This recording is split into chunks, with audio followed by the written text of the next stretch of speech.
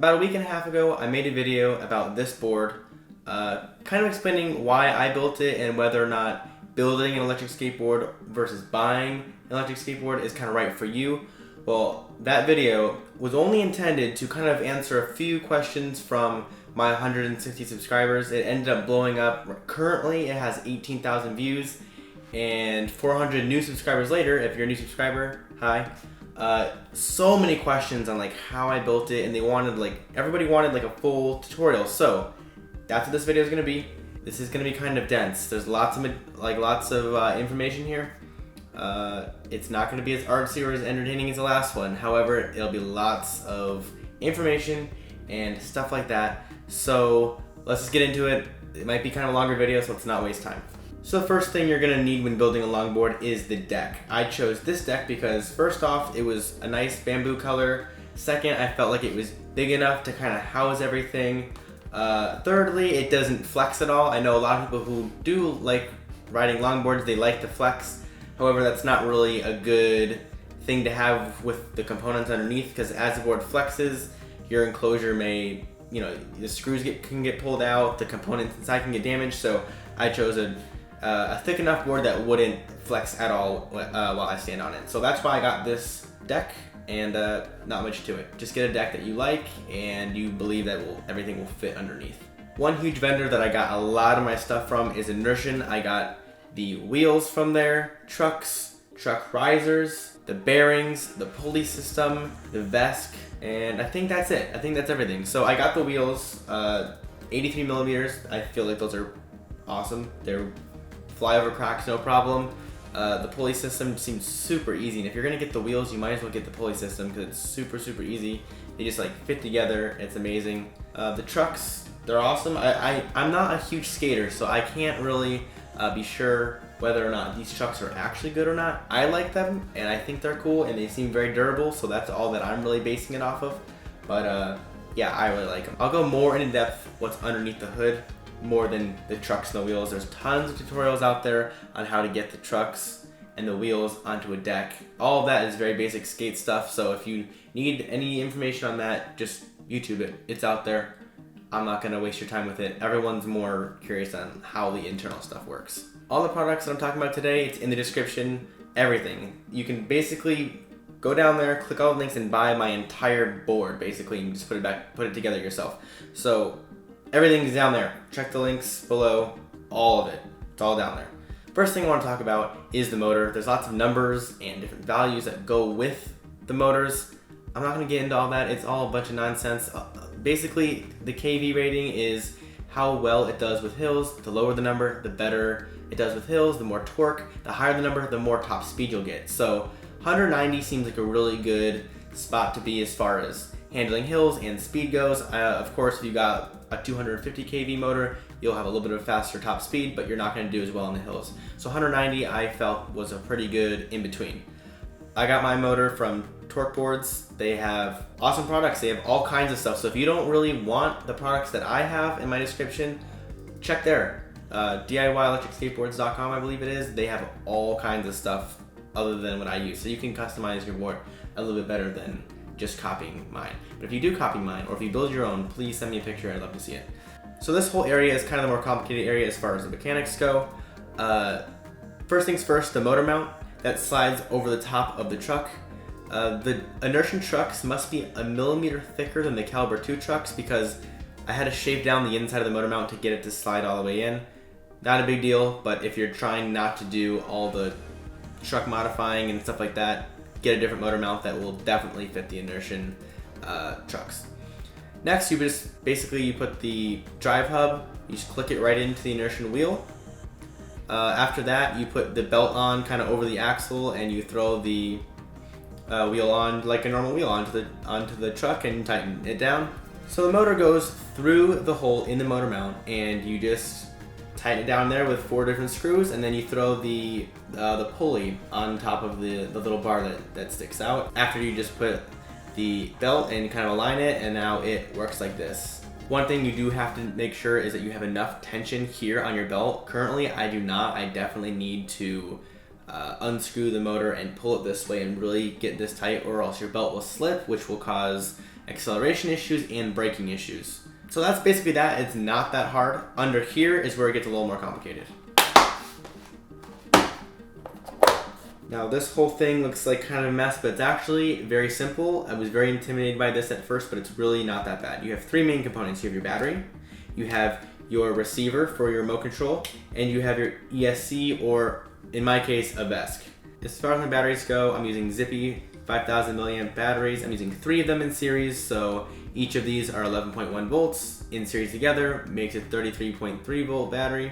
There's a lot of people out there in videos where they actually solder all their batteries together. I did not want to do that. I wanted to be able to take it all apart if I had to, so I just went on Amazon and bought 2 battery series connections. So basically they're just wired together and I can just unplug them and it's super easy.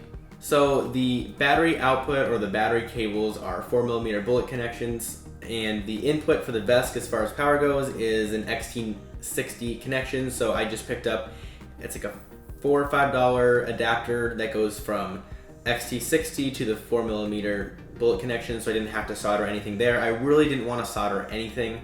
I was really scared of soldering for some reason, although it's really simple. I've actually learned how to do it now, so it's actually not that bad. But I just wanted to be super simple and clean, so I just went and bought the extra adapters and stuff like that, because I didn't want to have to deal with soldering.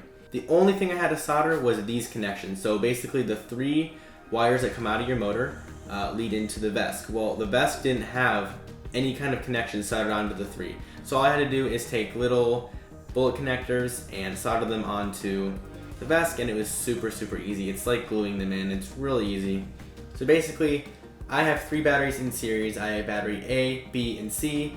Basically, the positive wire of battery A leads to the negative wire of battery B, and the positive wire of battery B leads to the negative wire of battery C, and then you end up with a negative and a positive that are connected together. It's kind of complicated when I say it like that. Find a diagram online, it'll really help you out versus listening to me say random letters. After you get them wired together with your series connections, you basically have one giant battery with 1 positive and 1 negative. That leads straight into your VESC. Your receiver is connected to your VESC through one of your channel ports. Basically, you just run a servo cable from your receiver to the receiver port on your VESC. It's really straightforward. One thing you'll need for sure is a servo cable leading from the VESC to your receiver. I thought that would come with my remote control. It didn't. Super cheap though. Definitely pick them up on Amazon. You're gonna need that. Again, if anyone has any questions, drop them down below. I do my best to answer every single question. The control I'm using is from Torque Boards. It's really awesome, really small, which is what I wanted. It's kind of expensive. It's $60, which is definitely more pricey than some of the bigger remote controls, but I really wanted a small one that would fit in my pocket. I did not want to hold some huge RC car one. They definitely work, and they probably work better, the bigger ones, but I didn't want the big thing. I wanted the portability as far as this, so I paid the extra money. So if you're on a budget, this is something you could definitely get cheaper.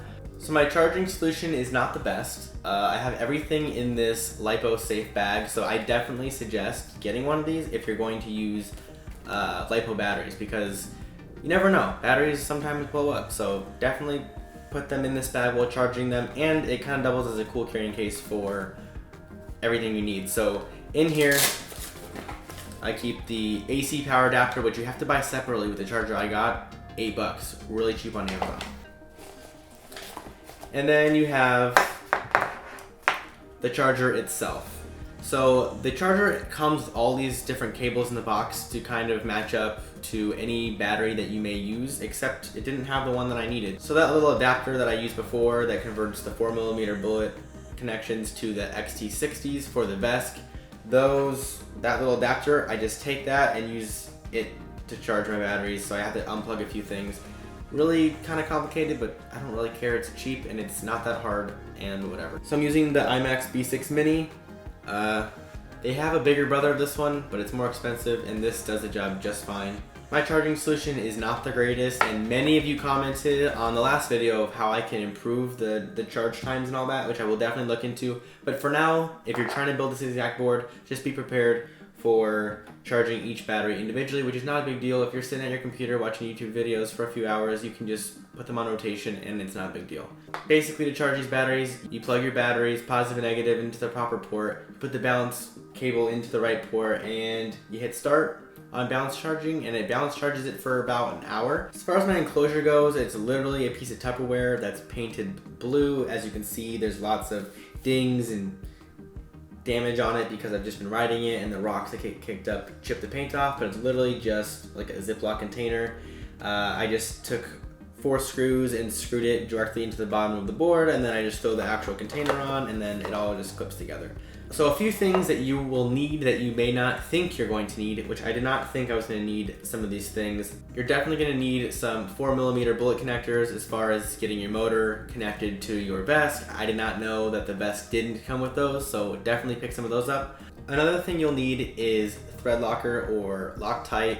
I got the blue kind. This is the removable type, so if you need to do any work on your board, you can get it out. It's not permanent, but basically what this does is lock your screws in, so when you're riding it down the road, the vibrations don't loosen all your screws, and because screws will fall out during the kind of the early stage of this board.